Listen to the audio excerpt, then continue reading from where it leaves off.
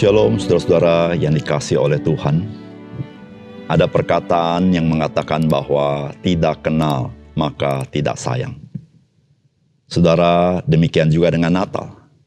Saudara, jika engkau tidak mengenal makna Natal yang sesungguhnya, sangat disayangkan.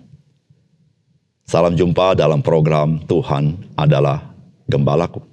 Saudara, hari Natal dirayakan sebagai hari kelahiran Yesus Kristus.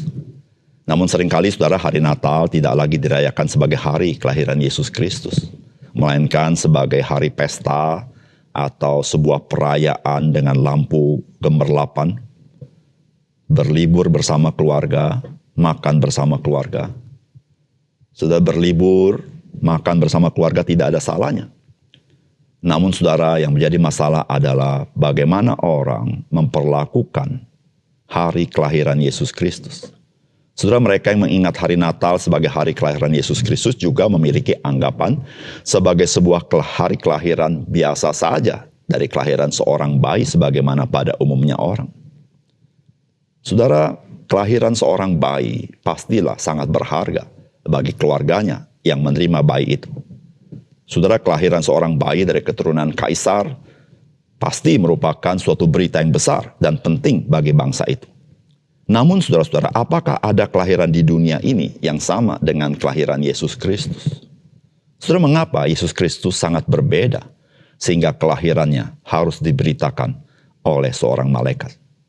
Saudara, mari kita membaca Lukas pasal 1 ayat 67 sampai 75. Dan Sakaria ayahnya penuh dengan Roh Kudus, lalu bernubuat katanya, "Terpujilah Tuhan Allah Israel sebab ia melawat umatnya dan membawa kelepasan baginya. Ia menumbuhkan sebuah tanduk keselamatan bagi kita di dalam keturunan Daud dan hambanya itu. Seperti yang telah difirmankannya sejak purbakala oleh mulut nabi-nabinya yang kudus, untuk melepaskan kita dari musuh-musuh kita dan dari tangan semua orang yang membenci kita, untuk menunjukkan rahmat-Nya kepada nenek moyang kita dan mengingat akan perjanjiannya yang kudus, yaitu sumpah yang diucapkannya kepada Abraham, bapa leluhur kita, bahwa ia mengaruniai kita supaya kita terlepas dari tangan musuh, dapat beribadah kepadanya tanpa takut dalam kekudusan dan kebenaran di hadapannya seumur hidup kita." Saudara yang dikasihi oleh Tuhan, nyanyian dari Sakaria dapat dikatakan adalah sebuah nubuat, karena ia menyampaikan rancangan Tuhan tentang keselamatan yang ada di dalam Mesias, yaitu Yesus Kristus. Saudara, nyanyian Sakaria ini menyatakan bahwa Tuhan Allah akan menggenapi janjinya akan Mesias, sebagaimana yang Tuhan nyatakan di dalam perjanjian lama.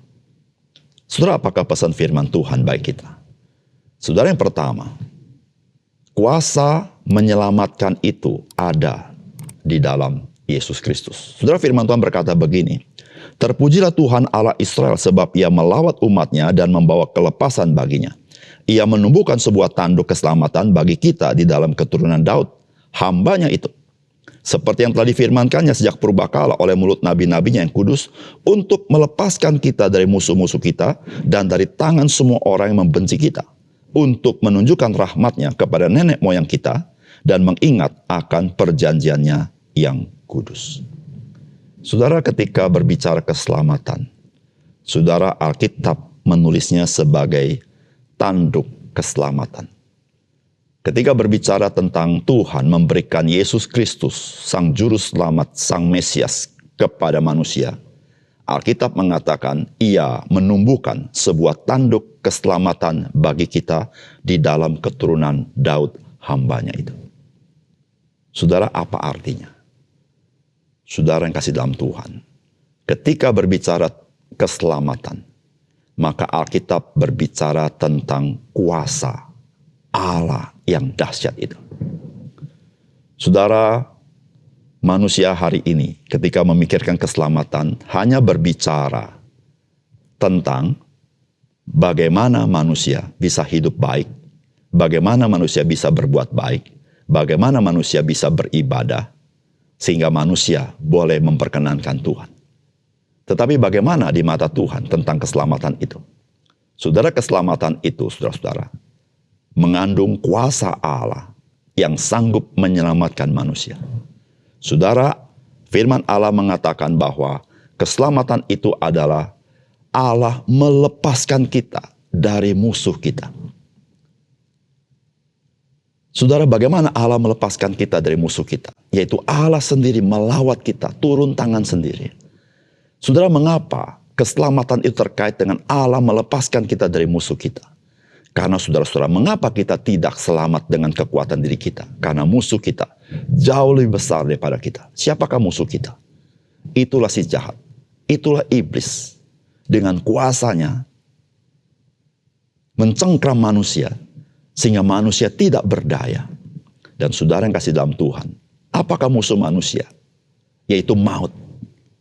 Saudara, manusia seluruh dunia, siapapun dia, betapapun salehnya dia, betapapun berkuasa dia, saudara, dia tidak dapat melepaskan diri daripada cengkraman maut. Saudara, jikalau keselamatan hanya berbicara kebaikan kita, hanya berbicara ibadah kita, saudara, pertanyaan yang paling besar adalah apakah semuanya itu dapat melepaskan kita dari maut, dari kebinasaan, dari kuasa si jahat? Saudara, tidak dapat. Karena manusia tidak sanggup melepaskannya. Oleh karena itu, saudara, ketika Alkitab berbicara tentang keselamatan manusia, Alkitab berkata Allah menumbuhkan tanduk keselamatan. Saudara, kata tanduk yang dipakai oleh firman Allah adalah kalimat berbicara tentang kuasa Allah yang maha dahsyat itu. Yaitu tanduk itu adalah kuasa Allah itu yang menyelamatkan. Sehingga saudara-saudara, firman Allah berkata Injil adalah kuasa Allah yang menyelamatkan manusia. Saudara, Injil berbicara kuasa Allah, saudara-saudara. Saudara yang kasih dalam Tuhan, Yesus Kristus menyatakan kuasanya supaya dia bisa menyelamatkan kita. Saudara, kuasa Yesus Kristus itu adalah kuasa anak Allah itu sendiri. Oleh karena itu, saudara yang kasih dalam Tuhan, tidak ada jalan lain jikalau engkau dan saya ingin diselamatkan dan memperoleh hidup yang kekal, lepas daripada maut, lepas daripada kuasa si jahat, lepas daripada dosa, kecuali kita mengandalkan kuasa Allah itu yang ada di dalam Yesus Kristus, yang telah mati di kayu salib, menanggung seluruh dosa kita, dan dia bangkit mengalahkan maut. Dia mati mengalahkan perbuatan-perbuatan si jahat, dan dia duduk di atas tahtanya. Dan satu kali, saudara, dia akan menghakimi seluruh dunia ini. Yang kedua, saudara, keselamatan diberikan agar kita dapat beribadah dan melayani Tuhan tanpa takut dalam kekudusan dan kebenaran di hadapannya seumur hidup kita. Saudara, firman Tuhan berkata begini, supaya kita terlepas dari tangan musuh, dapat beribadah kepadanya tanpa takut dalam kekudusan dan kebenaran di hadapannya seumur hidup kita. Saudara, disinilah saudara kita baru memahami apa sih makna ibadah.